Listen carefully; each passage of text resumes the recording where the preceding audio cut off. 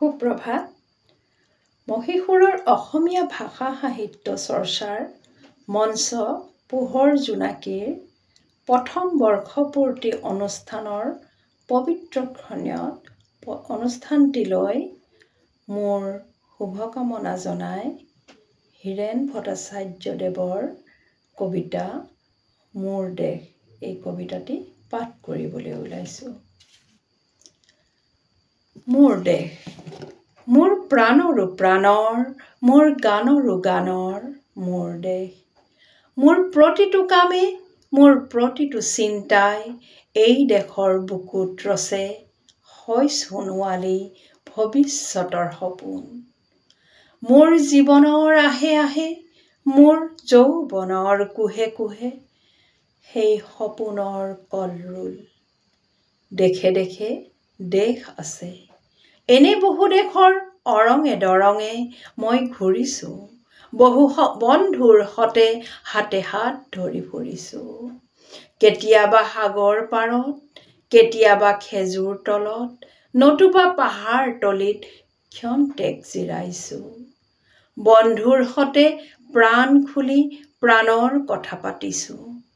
তাৰ পিছত আকৌ আৰম্ভ কৰিছোঁ নতুন যাত্ৰা।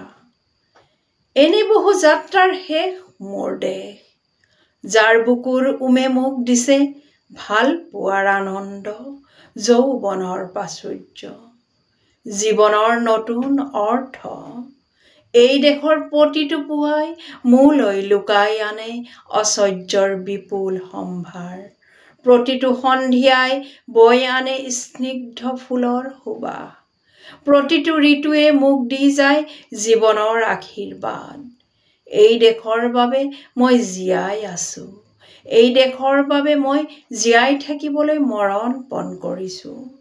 ৰনোৱা বনোৱা হালোৱা এই সকলোৰে মাজত মই আছোঁ, মোৰ দেশৰ বাবে। অনৈক্যৰ মাজত ঐক্য হয়, বিৰোধৰ মাজত সংহতিৰ সম্ভাৱনা হয় মই জীয়াই আছোঁ। জীৱনে মৰণে শয়নে সপোনে এই দেশৰ আহ্বান মই শুনিছোঁ।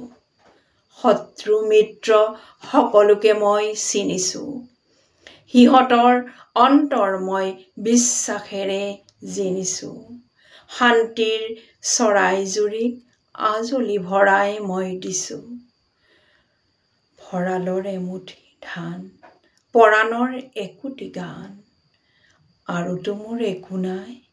মোৰ দেশ, মোৰ কল্লোলিত সপোনৰ উত্তাল তৰংগই মোক লৈ যায় গভীৰৰ পৰা গভীৰতলৈ, আদৰ্শৰ কঠিন পৰ্বত মূললৈ। ধন্যবাদ। মই মিনু হাজৰিকা, গোৱালপাৰাৰ পৰা।